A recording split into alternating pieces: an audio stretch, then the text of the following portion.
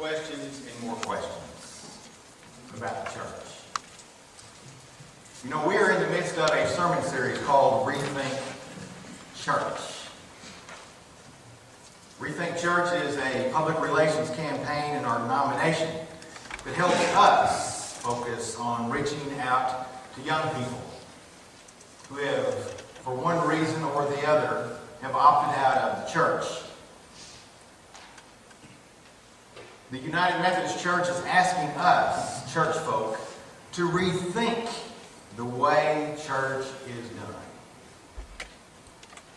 The campaign, to be honest, will not only help us reach young people, but it will help us reach all people for Christ, children on up.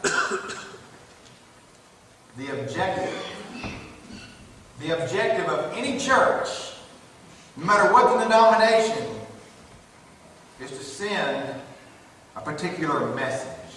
But over the years, the message has become diluted. The message has become watered down. The message is presented in a confusing manner, and so as we share about the welcome of the church and the church that welcomes, this message seems to be mixed. You know, I was on the internet and stumbled onto this picture. This is a church in Georgia. I assume that's either the youth center or the gym or the sanctuary. I'm not really sure what that is. And I don't want to pick on this church. But I emailed this pastor. I politely and candidly asked the pastor why the razor wire was around the church. And he knew the picture that I saw because someone took that picture and placed it on the internet. He says, it's there because there have been so many break-ins at our church. And the individual that put that razor wire there and the fence around our church, doesn't look too inviting, does it? And I typed back, no, it doesn't look inviting. And then he told me that that's the back of the church, but in the front of the church there is a big banner that says, all are welcome. And you have to look between the razor wire to see that. Is that a confusing message? Is that a confusing message that all are welcome? Jesus says everybody is welcome.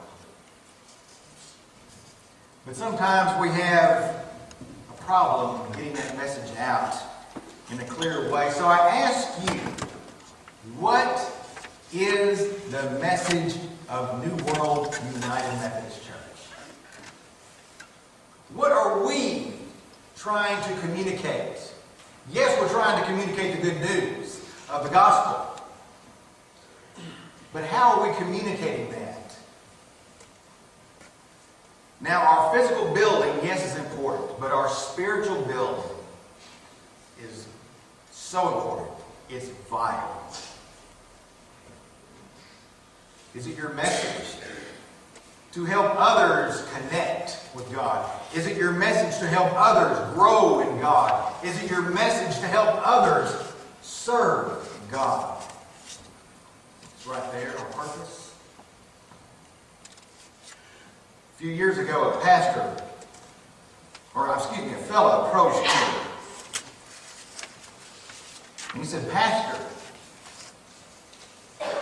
what do I need to do in order to join the church? And I said, well, there are certain things that God expects to worship if you're not sick or out of town. Find ways to grow in your faith, give regularly in proportion to your income, and grow into tithing. Serve Christ inside or outside the church walls.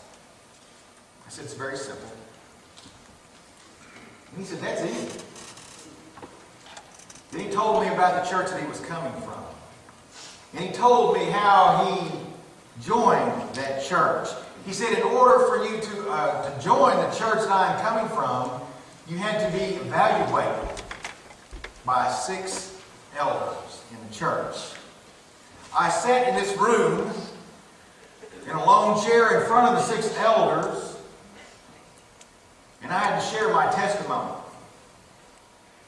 I had to tell them how I lived out the fruits of the Spirit in my life.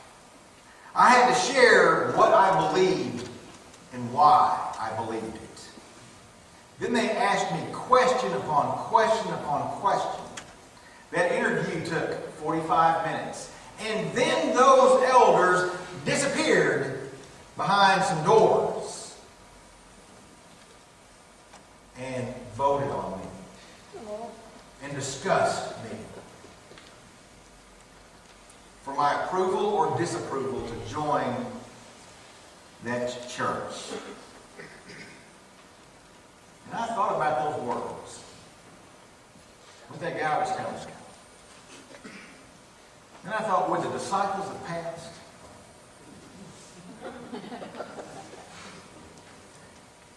Would the disciples made it into that congregation? The disciples, after they followed Christ, made some wrong decisions. After they followed Christ, they said wrong words and did wrong things. Jesus didn't sit the disciples down and say, now tell me your testimony or tell me your beliefs and why. And they didn't talk about the fruits of the Spirit. Jesus didn't talk to them about that. He just accepted them and welcomed them just as they were. So the story that we have before us that James led for us in Matthew 9, we find Jesus in a town called Capernaum, off the shores of the Sea of Galilee. The sea was much smaller than Lake Rehoboth. Jesus was walking down a road and comes upon Matthew sitting in his tax collector's booth. Now, tax collectors were in the same category as thieves and robbers. The reason that tax collectors were in this category is that they collected money to support Roman oppression.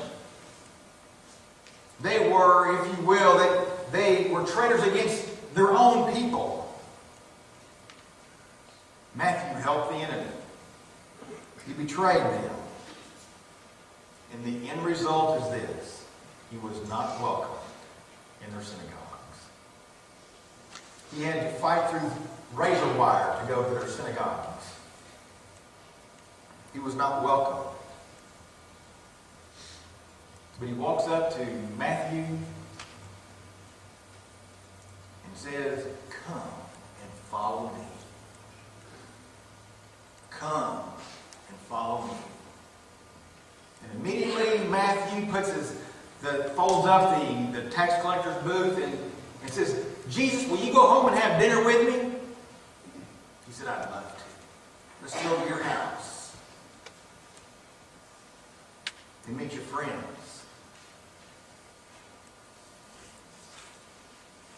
And there they were eating, and some Pharisees came by, and they were stunned, just literally stunned, that Jesus was eating with sinners, tax collectors, prostitutes, and true robbers and thieves. There they were, and Jesus was there. You see how he welcomes people? You see how he accepts people?